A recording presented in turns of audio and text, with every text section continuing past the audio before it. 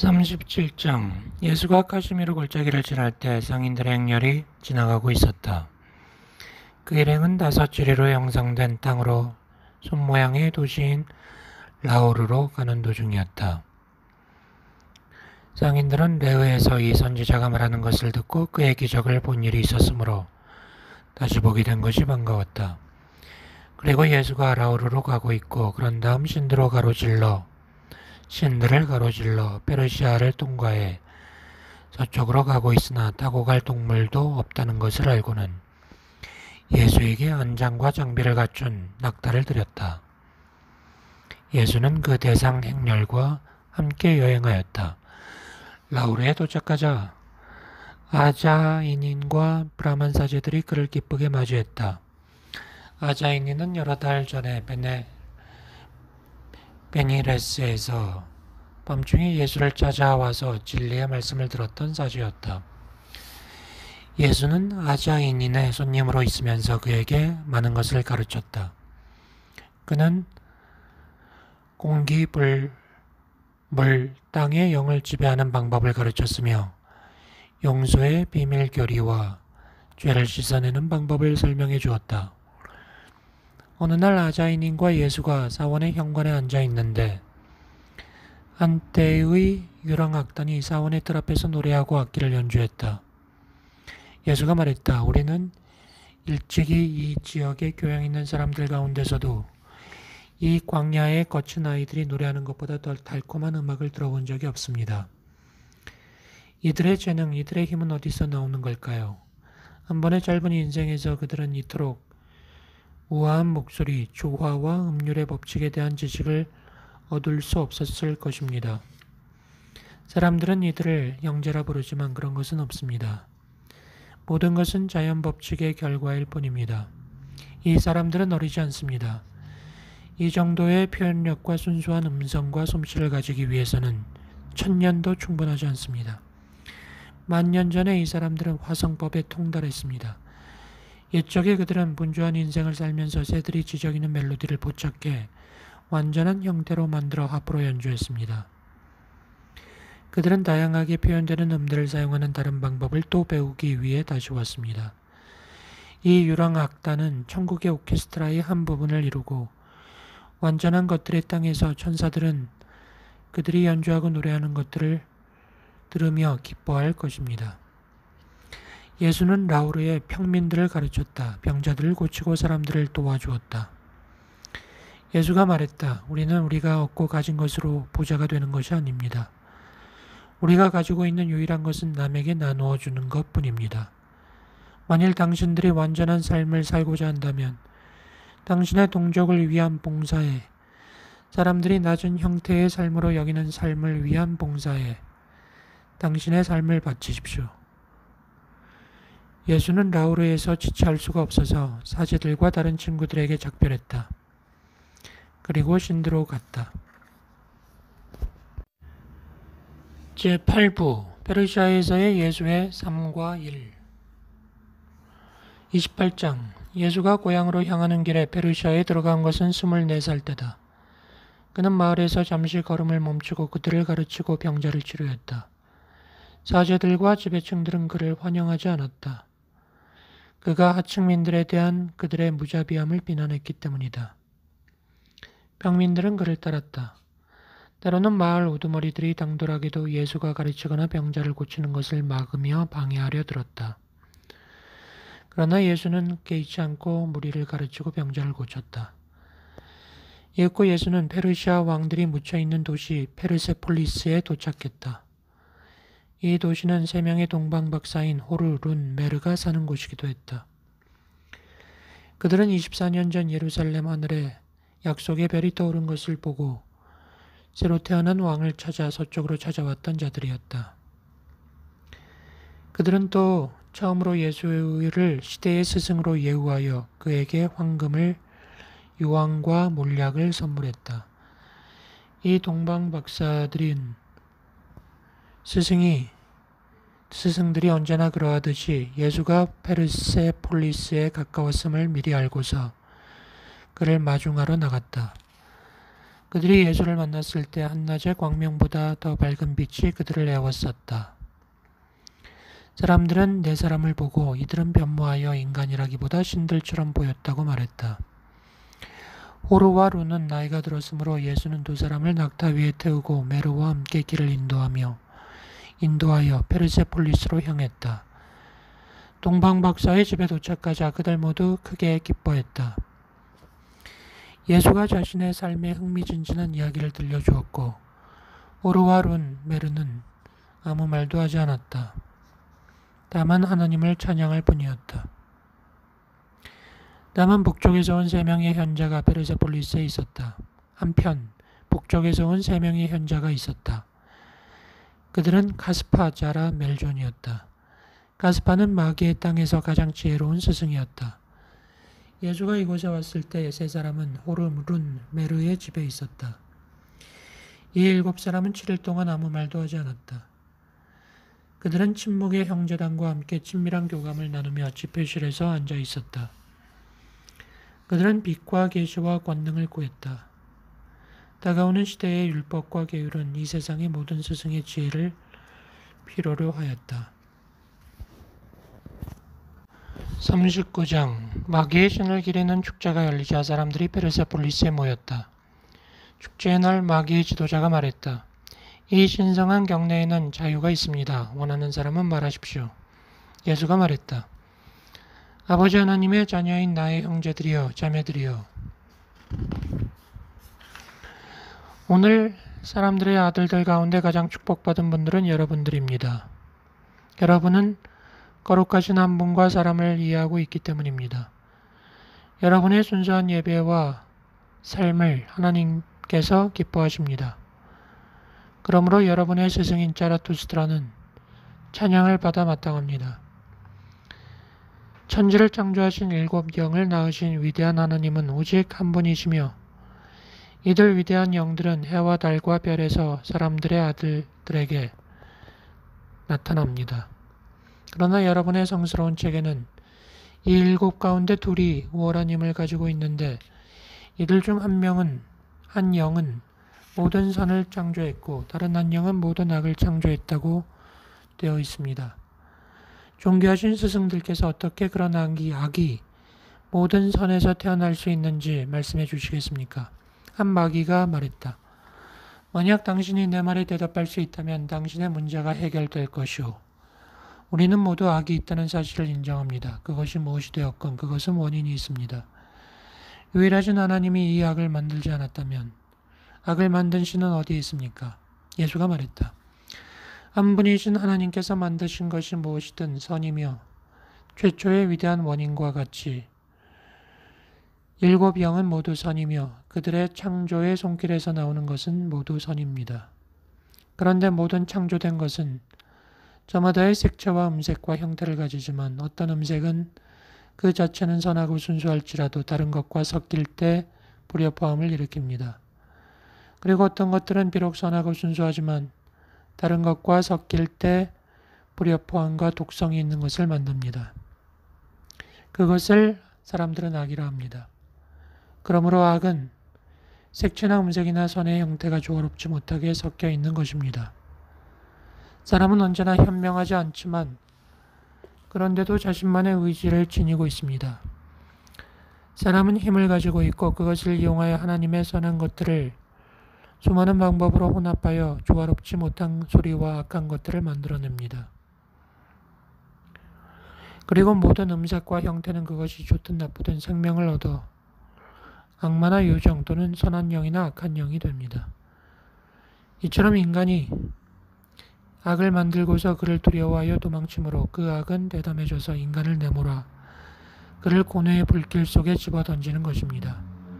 악마와 타오르는 불길 모두가 인간의 작품입니다. 그리고 불을 끄고 악마를 내쫓을 수 있는 존재는 그것들을 만든 사람밖에는 없습니다. 그런데 예수가 비껴나자 누구도 그에게 대답하지 않았다. 예수는 군중을 떠나 기도하기 위해 은밀한 곳으로 갔다. 40장 이른 아침 예수는 병을 고쳐주기 위해 다시 왔다. 한 마귀가 예수 후광을 보고 그의 지혜는 어디서 왔으며 그 빛은 무엇을 의미하는지 물었다. 예수가 말했다. 혼이 하나님을 만날 수 있는 고요함이 있습니다. 그곳에 지혜의 샘이 있어서 그곳에 들어가는 모든 이가 빛에 잠기고 지혜와 사랑과 권능으로 채워집니다. 마귀가 말했다. 이 고요함과 빛에 대해 말해 주십시오. 저도 머물고 싶습니다. 예수가 말했다. 고요함은 한정되어 있지 않습니다. 벽이나 험한 바위산으로 갇힌 공간이 아니며 사람의 칼로 지켜지는 것도 아닙니다. 사람들은 하나님과 만날 수 있는 비밀의 장소를 늘 가지고 있습니다. 사람들이 산 꼭대기에 있든 계곡에 있든 장터 가운데 있든 조용한 집에 있든 상관없습니다. 그들은 장소나 시간에 구애받지 않고 마음의 문을 열어서 그 고요함을 발견하고 하나님을 찾아낼 수 있습니다. 고요함은 혼 안에 있습니다. 홀로 골짜기나 산길을 찾아간다면 장사꾼들의 소음이나 사람들의 말과 생각에 그다지 방해받지 않을 수도 있습니다. 삶의 무거운 짐으로 인해 압박감을 느낄 때는 밖으로 나가 조용한 장소를 찾아 기도하고 명상하는 것이 좋습니다. 고요함은 혼의 나라요. 인간의 눈으로는 보이지 않습니다. 고요함에 들어가면 의식 앞에 환영이 무리지어 돌아다니지만 그것들은 모두 의지에 굴복합니다. 그리고 위대한 혼이 말하면 환영들은 물러갑니다. 만약 당신이 혼의 고요함을 얻고자 한다면 스스로 이 길을 준비해야 합니다. 마음이 순수한 자들만 이 고요함에 들어갑니다. 당신은 반드시 마음의 긴장을 내려놓고 일에 대한 염려와 모든 두려움과 의심과 복잡한 생각들을 내려놓아야 합니다. 당신의 인간적 의지가 신성에 흡수되어야 합니다. 그때 비로소 당신은 신성함의 의식 속에 들어갑니다. 당신은 신성한 곳에 있게 되고 살아있는 제단 위에 하나님의 촛불이 타오르는 것을 봅니다. 그 촛불을 볼 때 당신 두뇌의 성전 속을 깊숙이 들여다보십시오. 그러면 그 촛불이 타오르는 것을 보게 됩니다. 머리부터 발끝까지 우리 몸의 모든 곳에 초들이 놓이는데 이들은 사랑이라는 타오르는 횃불로 밝혀지기를 기다리고 있습니다. 촛불이 다 타오르는 것을 보면 지켜보십시오. 그러면 지혜의 샘물이 솟구치는 것을 혼의 눈으로 보게 됩니다. 당신은 그 물을 마시고 거기에 머무르면 됩니다. 그리고 장막이 거치고 나면 당신은 하나님의 언약궤가 있는 지성소에 있을 것입니다. 그 언약궤의 덮개는 속죄소입니다. 두려워 말고 그 언약궤의 덮개를 들어올리십시오. 그러면 그 속에 있는 율법의 석판들이 드러날 것입니다. 그 석판들을 가져다 잘 읽어보십시오. 이 석판은 사람들이 언제든 필요로 할 때 모든 계율과 계명을 담고 있습니다. 그 궤 안에는 예언의 마법 지팡이가 당신의 손을 기다리고 있습니다. 그것은 현재, 미래, 과거의 모든 숨겨진 의미를 열어주는 열쇠입니다. 또 궤 안에 있는 만나를 보십시오. 이것은 숨겨진 생명의 빵이며 이것을 먹는 자는 죽지 않을 것입니다. 게루빔들이 모든 혼을 위해 이 보물상자를 지켜왔습니다. 원하는 자들은 누구나 언약궤 안에 들어가 자기의 것을 찾을 것입니다. 가스파는 히브리 스승이 하는 말을 듣고 감탄했다. 보라, 신들의 지혜가 사람들에게 내려왔다. 예수는 다시 길을 떠났다. 그는 사이러스의 신성한 작은 숲에서 많은 사람들을 만나 가르치고 병자를 고쳤다. 41장 사람들이 치유의 샘이라 부르는 마르지 않는 샘이 페르세폴리스 근처에 있었다. 사람들은 매년 특정한 때에 그들의 신이 내려와 샘물에 영험을 내린 후에 병자가 샘에 뛰어들어 몸을 씻으면 낫게 된다 생각했다. 근처에 많은 사람들이 거룩한 한 분이 내려와 샘물의 능력을 불어넣기를 기다리고 있었다. 거기에는 앞을 못 보는 장님들, 걸음이 불편한 사람들, 듣지 못하는 사람들, 말 못하는 사람들, 귀신 들린 사람이 있었다. 예수가 외쳤다. 이 생명의 샘을 보시오. 당신들은 이 없어질 물을 당신들의 하나님이 내리는 특별한 축복으로 여깁니다. 치유의 효험은 어디서 나옵니까? 어째서 당신들은 하나님은 선물을 주시는데 이다지도 어째서 당신들의 하나님은 선물을 주시는데 이렇게 편파적입니까? 왜 오늘은 이 우물을 축복하고 내일은 그 축복을 걷어갑니까? 권능의 신이라면 날마다 이 샘을 치유의 효험으로 채울 수 있을 것입니다. 위로받지 못하는 병자들이여 내 말을 들으시오. 이 샘의 효험은 하나님의 특별한 선물이 아닙니다. 믿음이 이 샘물의 모든 물방울에 깃들어 있는 치유의 힘입니다. 이 물에 씻으면 온전케 될 것을 진실로 믿는 자는 온전케 될 것입니다. 그는 언제든지 씻을 수 있습니다. 하나님과 자기 자신을 믿는 자는 누구라도 지금 이 물에 뛰어들어 씻으십시오. 그러자 많은 사람이 샘에 뛰어들어 병을 고쳤다. 그러자 사람들이 몰려왔다. 그들은 믿음에 힘입어 모든 효험이 사라지기 전에 먼저 씻으려고 뛰어들었다. 그때 예수는 작고 약하고 무력한 한 어린아이가 밀려드는 물 너머에 혼자 있는 것을 보았다. 예수가 말했다. 소녀야, 왜 앉아서 기다리기만 하느냐? 왜 일어나 서둘러 샘으로 가지 않느냐? 아이가 대답했다. 서두를 필요가 없어요. 하늘에 계신 아버지의 축복은 작은 잔으로 측량할 수가 없어요. 그 축복은 사라지지 않아요. 그 효능은 똑같아요. 믿음이 약해 믿음이 없어질까 두려워 서둘러 씻어야 할 사람들이 모두 나았다면 이 물은 저에게도 똑같이 강력할 것입니다. 그러면 저는 천천히 가서 축복받은 샘물 안에서 오래 머물 수 있어요. 예수가 말했다. 이 위대한 혼을 보십시오. 이 아이는 사람들에게 믿음의 힘을 가르치려고 이 땅에 왔습니다. 예수는 소녀를 안아 올리며 말했다. 어찌하여 뭔가를 기다립니까? 우리가 호흡하는 바로 이 공기가 생명의 향유로 채워져 있습니다. 믿음으로 이 생명의 향유를 들이마시고 온전케 되십시오. 소녀는 믿음으로 생명의 향유를 들이마시고 건강해졌습니다. 사람들은 그들이 본 것에 놀랐다. 이분은 분명히 육체를 입은 건강의 신입니다. 예수가 말했다. 생명의 샘은 작은 웅덩이가 아닙니다. 그것은 하늘만큼 넓습니다. 샘물은 사랑이고 그 힘은 믿음입니다. 살아있는 믿음을 가지고 살아있는 샘 깊숙이 뛰어든 자는 자신의 죄를 씻어 온전해지고 죄로부터 자유로워질 것입니다. 제10부 그리스에서의 예수의 삶과 일 44장 그리스의 철학은 날카로운 진리로 가득 차 있었고 예수는 그리스 학교에서 그리스의 스승들과 공부하기를 갈망했다.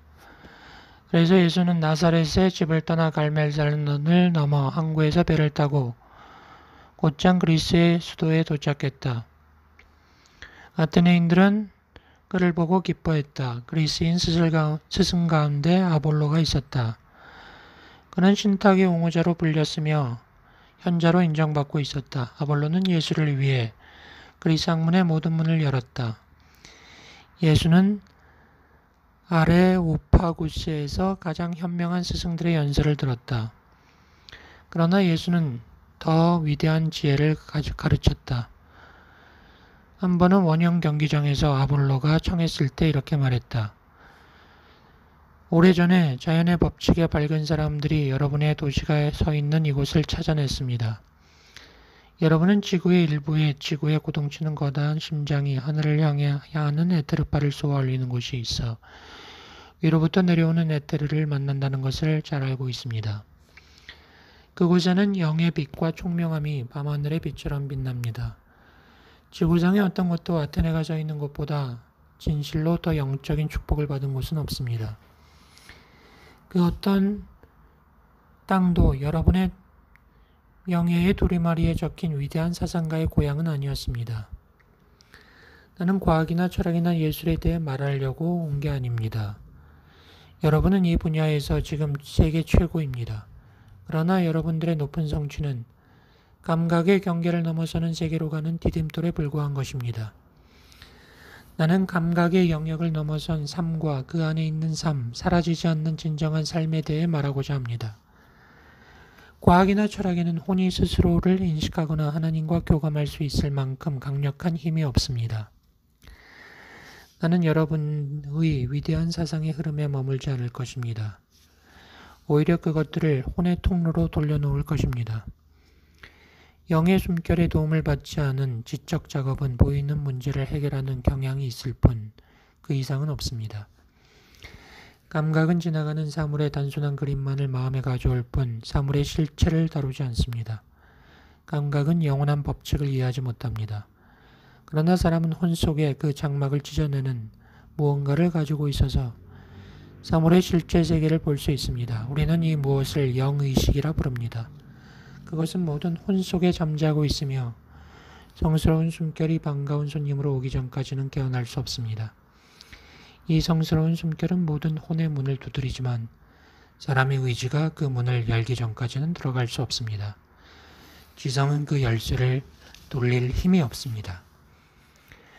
철학과 과학 모두 베일 너머를 어렴풋이라도 알아보려고 애썼지만 실패했습니다.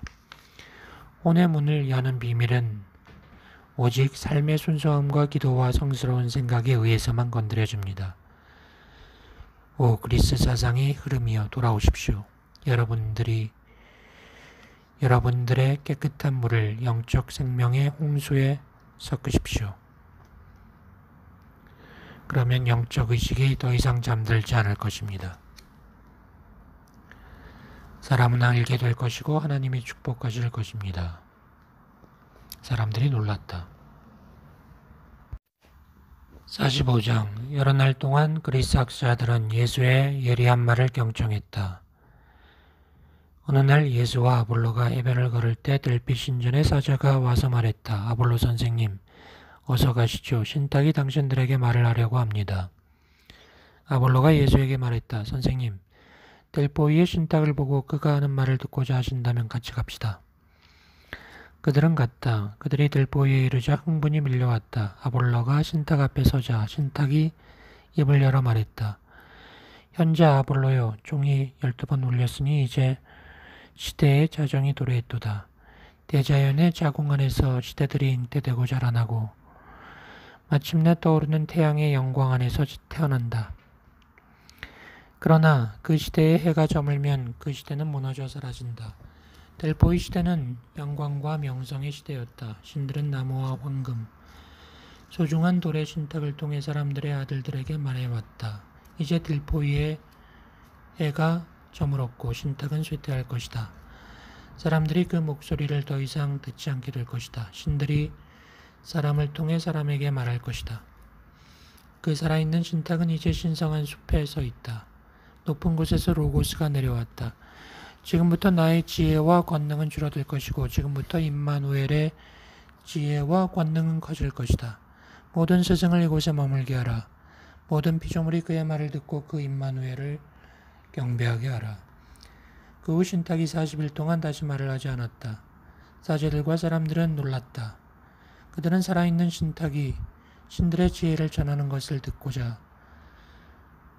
온 사람들이었다. 예수와 아볼로는 집으로 돌아왔고 살아있는 신탁은 아볼로의 집에서 40일 동안 강연을 했다. 하루는 아볼로가 둘만 앉은 자리에서 예수에게 말했다. 신성한 델포이의 신탁이 그리스를 위하여 많은 유익한 말을 했습니다. 말하는 자가 누구인지 부디 말씀해 주십시오. 천사입니까? 사람입니까? 아니면 살아있는 신입니까? 예수가 말했다. 그것은 천사도 사람도 신도 아닙니다.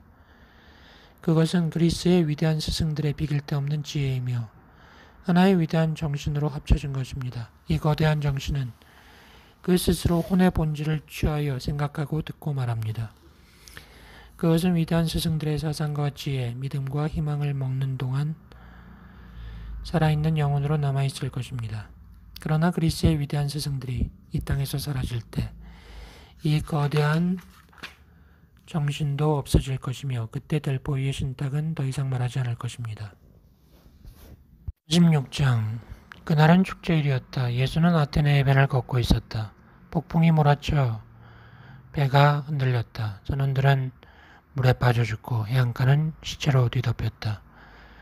예수는 능력으로 물에 빠져 죽어가고 있는 사람들을 구하고 죽은 것처럼 보이는 사람들을 소생시켰다. 물에 빠진 사람들의 울음소리에 아랑곳하지 않고 사람들은 제단으로 가서 신들에게 도움을 요청했다. 예수가 말했다. 나무로 된 신을 섬기는 자들이여, 당신의 기도가 이 폭풍의 분노를 얼마나 가라앉게 하였습니까? 보이지 않는 세계의 커다란 권능은 인간이 최선을 다할 때까지는 구조를 하지 않습니다. 당신들은 이 신전 주위에서 몸부림치며 기도만 했습니다. 그러면서도 당신들은 당신들의 도움으로 살 수 있었을 사람들을 죽게 했습니다. 구원하는 하나님은 당신들의 영혼 속에 거하시며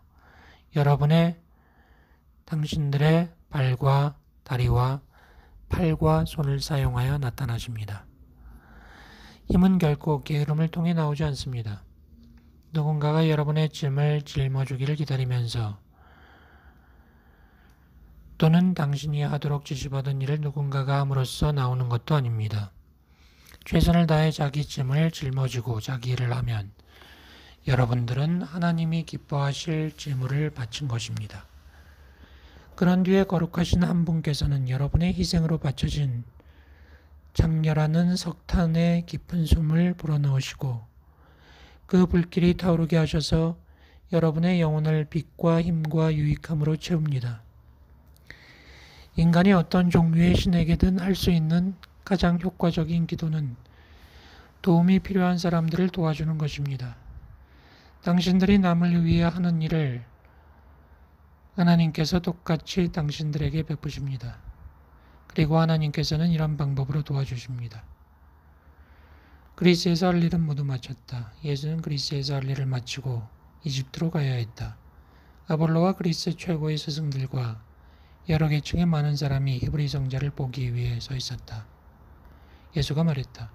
사람의 아들은 지금까지 여러 나라를 방문하며 외국의 신들을 모신 수많은 신전에도 서보았고 많은 나라 사람과 부족과 다른 언어를 쓰는 이들에게 선한 의지와 땅 위에서의 평화에 대한 복음을 전했습니다. 많은 나라에서 환대를 받았지만 그리스에서 최고의 환대를 받았습니다. 그리스 사상의 폭과 그 철학의 깊이, 사심없는 열망의 높이는 인간의 자유와 권리라는 대의를 수호하기에 적합합니다. 전쟁으로 그리스가 점령당한 것은 그리스가 한 나라를 그 힘의 원천에 묶어주는 영적인 삶을 잊어버리고 살과 뼈와 지성의 힘을 신뢰했기 때문입니다. 그러나 그리스는 타국의 속국이 되어 그늘진 어둠의 땅에 영원히 앉아있지는 않을 것입니다. 그리스인이여 머리를 드십시오. 그리스가 성스러운 숨결의 에테르를 들이마시어 지상의 영적인 힘의 원동력이 될 날이 올 것입니다. 그러나 하나님이 반드시 여러분의 방패이며 방어이며 견고한 망대가 되어야 합니다. 그리고 작별을 고했다. 11부 이집트에서의 예수의 삶과 일 47장 예수는 이집트에 도착했고 모든 것이 좋았다. 그는 조안으로 갔다. 조안은 엘리우와 살로메의 고향이며 그들은 25년 전이고 신성한 학교에서 예수의 어머니를 가르쳤었다. 세 사람은 다시 만나 기뻤다. 마리아의 아들 예수가 이 신성한 숲을 마지막으로 보았을 때 그는 아기였다. 그러나 이제 그는 강한 남자로 성장해 있었다. 예수는 자신을 가르친 연로한 스승들에게 자신의 삶을 이야기했다. 엘리우와 살로메는 기뻐하며 이야기를 들었다. 우리들의 아버지 하나님이시여, 이제 당신의 종들이 편히 가게 하소서. 우리는 주님의 영광을 보았습니다. 그리고 우리는 사랑의 메신저이며 땅 위에 평화의 언약을 전해준 메신저이며 인간에게 선의지를 전해준 이 메신저와 이야기를 나누었습니다. 임마누엘, 이 사람을 통해 지상의 모든 나라가 축복을 받을 것입니다. 예수는 조안에서 며칠 머물렀다. 그리고 헬리오폴리스라 부르는 태양의 도시에 가서 성형제단 신전에 입회하고자 했다. 성형제단의 의회가 열렸다.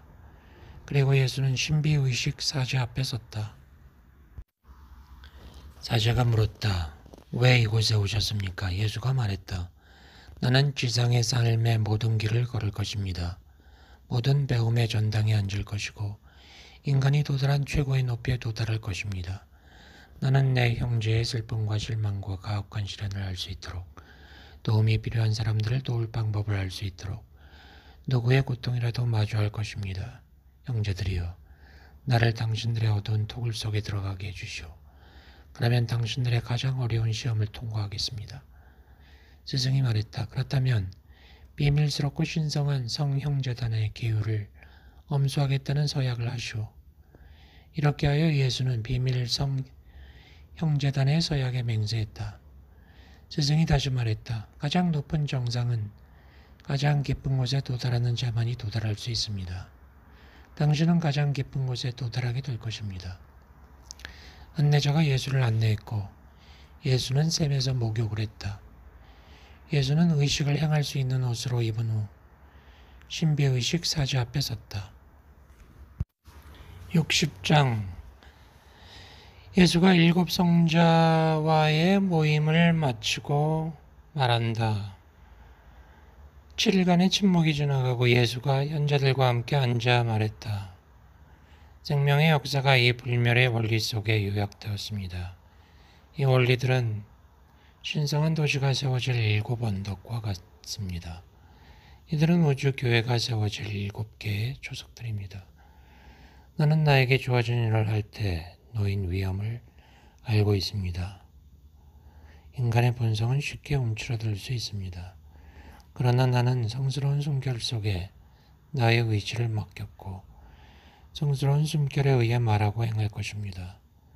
내가 하는 말은 나 자신의 것이 아닙니다. 그것은 그분의 말씀이며 나는 그분의 의지를 행하는 것입니다. 인간은 아직 우주교회를 이해하기에는 신성한 사상이 충분히 발달하지 않았습니다. 따라서 하나님께서 나에게 맡기신 일은 그런 교회를 짓는 것이 아닙니다. 나는 모델을 만드는 사람입니다. 나는 교회의 모형을 만들기 위하여 보내셨고 그것은 시대가 이해할 수 있는 모형이어야 합니다. 모델을 만드는 사람으로서의 나의 임무는 내가 태어난 이 나라 안에 있는 것입니다. 사랑이 하나님의 아들이며 내가 그 사랑을 보여주러 온 것이라는 기초 위에 모델 교회가 세워질 것입니다. 그리고 낮은 신분의 사람 중에서 12사람을 선택할 것이며 그들은 12가지의 불멸의 사상을 대표합니다. 그리고 이들이 모델 교회가 될 것입니다. 혈육으로 친족인 내 유다 가문은 세상에 대한 나의 사명을 이해하지 못할 것입니다. 그들은 나를 내쫓고 나의 일을 경멸하고 나를 묶어 심판대로 끌고 가서 나에게 유죄를 선언하고 죽일 것입니다. 그러나 인간은 결코 진리를 죽일 수 없습니다. 진리가 세상을 정복할 것이기 때문입니다. 모델 교회는 살아날 것입니다. 세속의 사람들이 이기적인 목적을 위해 성스러운 율법과 상징적 의식과 형식을 악용하고 그것을 보여주는 허식으로 만들지라도 소수의 사람들은 그것을 통해 영혼의 나라를 발견할 것입니다. 그리고 더 나은 시대가 올 때 우주교회는 7 원리 위에 설 것이며 주어진 모형에 따라 세워질 것입니다. 때가 왔습니다. 나는 살아있는 믿음의 힘과 여러분이 주신 힘을 받아 예루살렘으로 나의 길을 갑니다. 그리고 아버지의 이름으로 영혼의 왕국이 7 언덕 위에 세워질 것입니다. 그리고 세상의 모든 백성이 그 안으로 들어갈 것입니다. 평화의 왕자가 권력의 보좌에 앉을 것이고 그때 삼위일체 하나님은 만유 안에 만유가 될 것입니다. 68장 이스라엘의 왕인 예수가 베다니에 왔다는 소식이 퍼졌다. 사람들이 왔다. 예수가 외쳤다. 보라, 진실로 왕이 왔다. 그러나 예수는 왕이 아니다. 천국은 가까이 있지만 사람들은 육신의 눈으로 그것을 볼 수 없다. 그 나라는 영혼의 나라이다. 그 나라의 보좌는 지상의 보좌가 아니다. 인간의 왕들이 이 세상에 나라를 세울 때 그들은 무력으로 다른 왕을 정복한다. 한 나라는 다른 나라의 폐허 위에 세워진다. 그러나 우리 아버지께서 혼의 나라를 세울 때 그때 그는 이 지상의 정의로운 왕들의 보좌 위에 축복을 볼 것이다. 하나님께서 멸하려는 것은 통치가 아니다. 그는 불의와 방종과 죄악에 대해 칼을 휘두른다. 로마의 왕들이 정의와 사랑을 행하고 그들의 하나님과 함께 겸손하게 걷는다면 삼위일체 하나님의 축복이 그들에게 임할 것이다. 그들은 하나님께서 지상으로 보낸 사자를 두려워할 필요가 없다. 나는 세상을 카이사르처럼 지배하려고 하는 게 아니다. 그들은 내가 유대 왕의 자리를 빼앗으려고 온 것이 아니라는 것을 유대 왕에게 전해도 좋다. 사람들이 나를 그리스도라 부르고 하나님도 그 이름을 인정해 주셨다. 하지만 그리스도는 사람이 아니다. 보편적 사랑이며 사랑의 왕이다. 이 예수는 온갖 유혹과 시련을 극복하여 그리스도가 인간에게 드러날 수 있는 성전이 될 수 있도록 맞춰진 사람일 뿐이다. 그러니 들으라. 육체를 보지 말라. 그것은 왕이 아니다. 안에 있는 그리스도를 보라. 그가 내 안에 형성되었듯 그대들 안에서도 형성될 것이다. 그대들이 믿음으로 마음을 깨끗하게 할 때 왕이 들어올 것이며 그대들은 그의 얼굴을 보게 될 것이다. 사람들이 물었다. 우리 몸에 왕이 거할 수 있게 맞춰지려면 뭘 해야 합니까? 예수가 말했다. 그대들의 생각과 말과 행동을 정화하는 데 도움이 되는 것이라면 무엇이든 육체의 성전을 깨끗하게 할 것이다. 규칙은 없다. 사람들은 죄를 짓는 데 전문가이고 저마다 자기 자신을 괴롭히는 죄가 있기 때문이다. 사람들은 자신을 살펴야 한다. 각자 스스로 어떻게 하면 사악함에 빠지는 경향을 사랑과 정의를 실천하고자 하는 성향으로 바꿀 수 있는지 살펴야 한다. 사람들이 더 높은 차원에 이르러 이기심에서 벗어날 때까지 이 규칙은 최상의 결과를 가져다 줄 것이다. 남이 그대들에게 해주기를 바라는 대로 남에게 행하라. 남이 그대들에게 해주기를 바라는 대로 남에게 행하라. 그러자 사람들이 말했다. 우리는 예수가 그리스도이시며 약속된 왕이라는 것을 알고 있습니다. 이제 예수와 그의 6 제자가 예루살렘으로 향했다. 많은 사람들이 따랐다. 알페오의 아들 마태가 달려가 예루살렘에 도착해서 말했다. 보시오, 그리스도가 오십니다. 군중들이 나왔다. 그러나 예수는 누구에게도 말하지 않다가 예루살렘 성전의 뜰에 도착하여 책 한 권을 펼쳐 읽으셨다. 보라, 내가 내 메신저를 보냈으니 그가 길을 닦을 것이다. 그리고 너희들이 기다리는 그리스도가 예고 없이 그의 성전에 오리라. 그가 올 것이라고 만군의 주 하나님께서 말씀하셨기 때문이다. 그리고 책을 덮었다. 말을 하지 않았다. 6 제자와 함께 성전을 떠나 나사렛으로 향했다. 그들은 나사렛에서 예수의 어머니 마리아와 마리아의 여동생 미리암과 함께 지냈다. 제16부 예수의 그리스도 사명의 2년째 시기 91장 축제일이 다가오자 예수와 12제자는 예루살렘으로 갔다. 안식일 전날 그들은 감람산에 이르러 북쪽 감람산 앞에 있는 여관에 머물렀다. 안식일에 이른 아침에 그들은 양의 문을 통과해 예루살렘으로 갔다.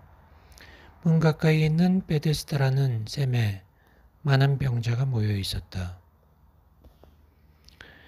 예수가 말했다. 나의 형제여, 낫고자 하느냐? 그가 대답했다. 낫기를 원합니다. 그러나 저는 무기력해서. 천사가 내려와 그 샘에 치유의 효력을 쏟아부으실 때 먼저 들어갈 수가 없습니다. 예수가 말했다.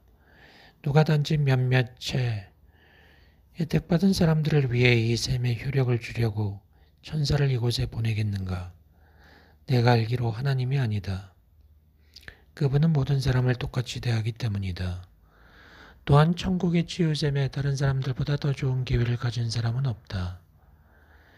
건강의 샘은 너희의 혼 속에 있다. 그 샘은 자물쇠로 잠겨 있으나 이를 여는 열쇠는 믿음이다. 그러므로 누구든 이 열쇠로 잠겨 있는 샘의 문을 열고 치유의 샘에 뛰어들어 치유될 수 있다. 그러자 그가 말했다. 제게 그 믿음의 열쇠를 주십시오. 너는 내가 말한 것을 믿느냐? 너의 믿음대로 그렇게 될 것이다. 일어나라. 너의 침상을 들고 걸으라. 그러자 그는 걸었다. 하나님을 찬양하라. 예수께서 그 사람을 이후에 보고 말했다.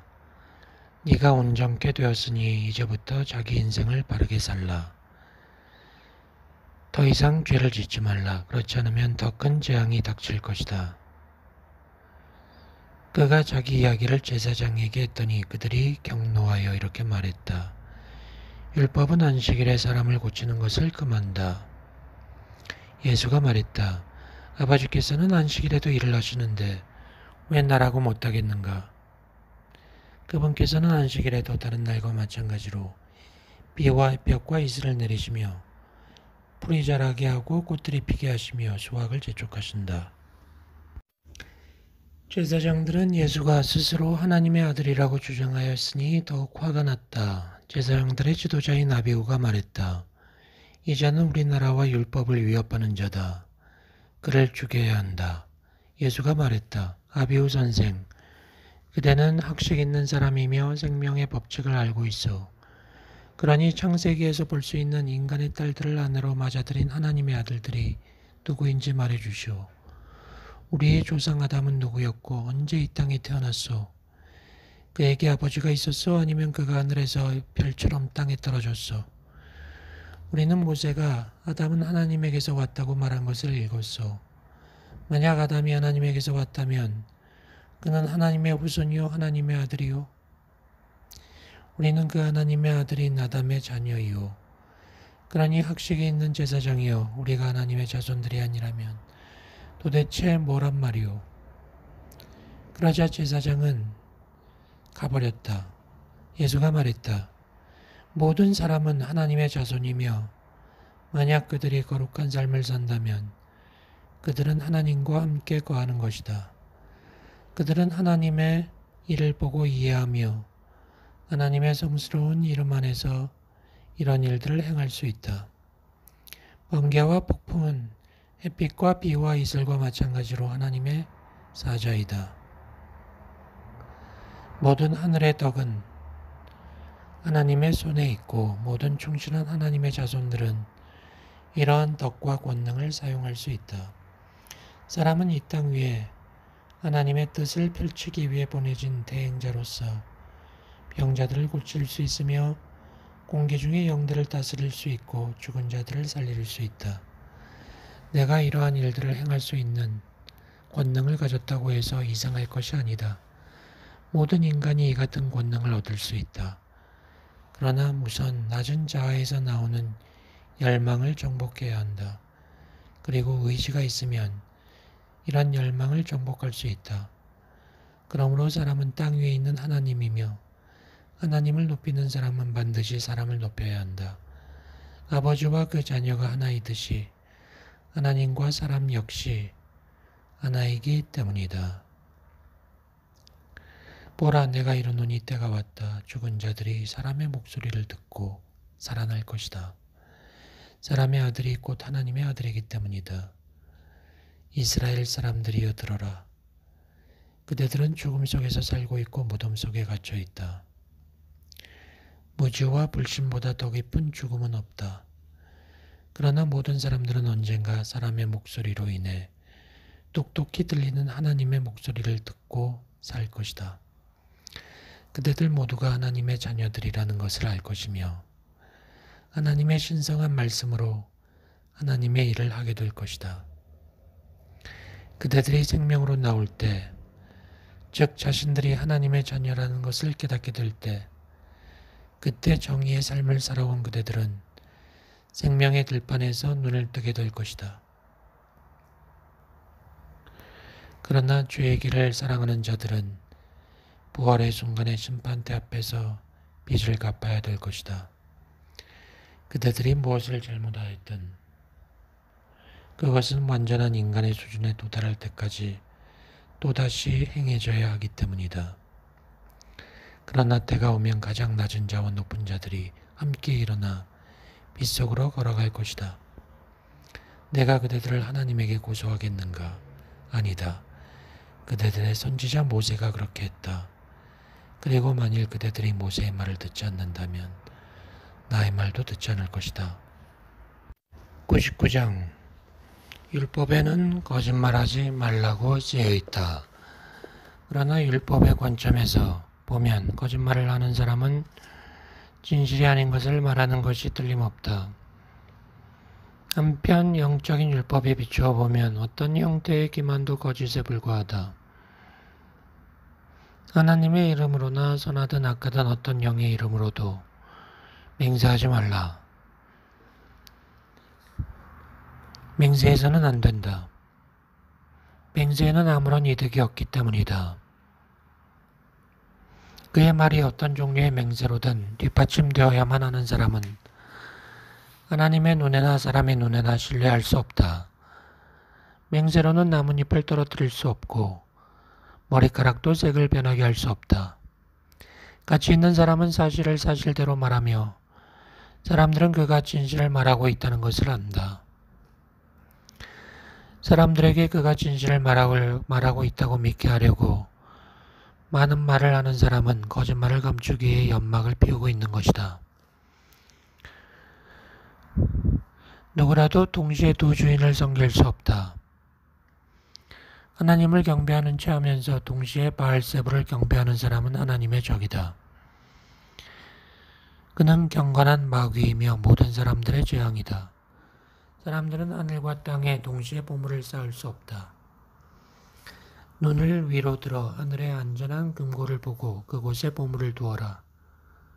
그곳에는 도둑이 들어올 수 없다. 땅의 보물들은 스쳐가는 허무한 환상이다. 속지 말라. 너희의 보물은 혼에 닫히다. 그리고 보물이 있는 곳에 너희의 마음이 있다. 이 땅의 물질에 집착하지 말라. 먹고 마시고 입을 것에 대해 걱정하지 말라. 하나님은 인류에게 봉사하는 사람들을 돌봐주신다. 새들을 보라. 그들은 찬양한다. 땅은 그들이 행하는 기쁨의 봉사로 영광스러워진다. 한 마리의 참새도 하나님의 보살핌 없이 땅에 떨어지지 않는다. 지상의 꽃들을 보라. 꽃들은 하나님을 믿으며 자란다. 그들은 그들의 아름다움과 향기로 이 땅을 빛나게 한다. 들판의 백합을 보라. 그 어떤 사람도 부귀와 영화를 자랑하는 솔로몬도 이 백합들처럼 꾸며 입지 못했다. 그런데도 그들은 단순히 하나님을 믿고 그의 손에서 먹이를 얻고 그들의 머리를 하나님의 가슴에 기대어 안식을 취한다. 하나님께서 그의 뜻대로 꽃과 새들을 꾸며 입히시고 먹이시는데 하물며 자녀들이 그를 믿을 때 그들을 먹이고 입히시지 않겠느냐. 먼저 혼의 나라와 하나님의 의로움과 사람들의 선을 구하라. 그리고 투덜거리지 마라. 하나님께서 보호해 주시며 먹이시고 입혀 주실 것이다.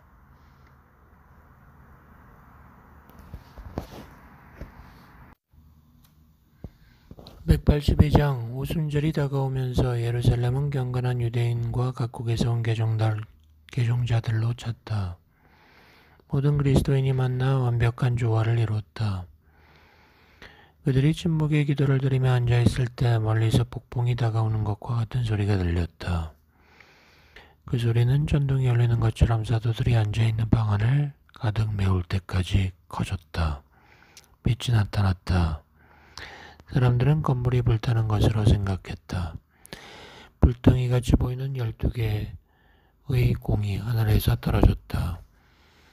하늘의 모든 궤도의 상징으로부터 나오는 공이었다. 그리고 각 사도의 머리에 타오르는 불덩이가 나타났다. 각각의 불덩이가 하늘을 향해 7개의 불의 혀를 내뿜자 각 사도는 지상의 7가지 방언으로 말했다. 무식한 자들은 그들이 보고 들은 것을 가볍게 여기고 말했다. 이 사람들은 취했다. 하지만 배운 자들은 놀라 말했다. 이들은 모두 유대어를 쓰는 사람들 아닌가? 어떻게 이들이 지상의 모든 언어로 말할 수 있는가? 그러자 베드로가 말했다. 예루살렘 백성이여, 그리고 성문 밖에 사는 사람들이여, 지금이 바로 옛 현자들이 보고 싶어 했던 때입니다. 그들은 믿음으로 이때를 미리 보았으며 지금 그들은 황홀경 속에서 우리와 함께 서 있습니다. 오래전 선지자 요엘은 당신들이 보고 들은 것에 대해 말했습니다. 성스러운 숨결이 그의 입으로 이렇게 말했습니다. 장차 내가 사람의 자손들에게 숨을 불어넣어 그들을 거룩한 축복으로 가득 채울 날이 오게 될 것이다. 너희의 아들들과 딸들이 나서서 예언할 것이다. 너희들의 청년들이 선각자들이 될 것이며 너희의 노인들은 꿈을 꿀 것이다. 그리고 나는 위에 있는 하늘들의 기적들과 땅의 놀라운 징조를 보여줄 것이다. 소리가 하늘로부터 울려 퍼지고 목소리가 들릴 것이지만 사람들은 이해하지 못할 것이다. 태양은 빛을 비추지 못할 것이며 다른 주님의 끝날이 올 때까지 피로 물들 것이다. 믿음으로 하나님의 이름을 부르는 자는 구원을 받을 것이다. 오늘은 그리스도인의 권능의 날이요 갈릴리에 그분이 영화롭게 되는 날입니다. 그는 베들레헴에서 갓난아기로 와서 그가 탄생하는 날부터 지상의 왕들은 그를 죽이려 하였습니다. 하나님께서 그를 지키셨습니다. 사람들은 그를 예수라 불렀고 그것은 적절한 이름이었습니다. 예수께서 어른이 되어서는 사람들의 아들들에게 주어지는 유혹과 시련을 견뎌야만 했습니다. 그렇게 함으로써 그는 사람들이 짊어져야 할 짐이 무엇인지 알 수 있었습니다. 그는 먼 나라들을 다니면서 하나님의 신성한 말씀으로 살고 병자들을 고치고 감옥의 문을 열고 죄수들을 자유롭게 해주고 임마누엘로 불렸습니다. 그러나 사악한 자들이 그를 경멸했고 거절했고 사람들을 매수해 그에게 죄를 뒤집어 씌웠습니다. 그리고 십자가에 못 박았습니다. 그들은 죽음의 인으로 그를 봉했지만 죽음은 그를 무덤 안에 잡아넣기에는 나약했습니다. 불멸의 스승들이 아돈 마쉬이쿰이라고 말하자 그는 죽음의 속박을 벗어나서 생명으로 일어났습니다. 그는 예루살렘의 통치자들뿐 아니라 지상의 여러 먼 곳에서 많은 사람들에게 자신의 모습을 드러냈습니다. 그리고 지금 내가 하는 말을 듣고 있는 사람들이 놀라서 보고 있는 가운데 그는 천사의 세계에서 수행원들의 섬김을 받아 하나님의 보좌로 올라갔습니다. 그리고 이제 그분은 저 높은 곳에서 성스러운 숨결을 깊이 들이쉬어 우리들에게 다시 그 숨을 불어넣으심으로써 지금 여러분들이 보고 듣는 것을 비추고 있습니다. 이스라엘이니여 그대들이 욕하고 십자가에 못 박으니 갈릴리인은 하나님께서 주님이자 그리스도로 만드신 분임을 알아야 합니다. 역자 후기 1908년 12월 1일 리바이 다울링은 천상 영계의 아카샤의 기록을 옮겨 적음으로써 이 책을 출판했다. 그러나 이 일은 이미 2000년 전에 이집트의 조안에 있는 엘리후라는 한 영적 스승에 의해 예언된 일이었다. 이 시대는 아직 순수함과 사랑의 사역에 대해 이해하지 못할 것이다. 그러나 하나님의 기억의 책에는 모든 생각과 말과 행동이 적혀 있으므로 한 단어도 없어지지 않는다. 세상이 받아들일 준비가 되면 하나님께서 한 전령을 보내 자신의 책을 펴고 그 신성한 장마다 쓰인 모든 순수함과 사랑의 메시지를 옮겨 적게 하실 것이다.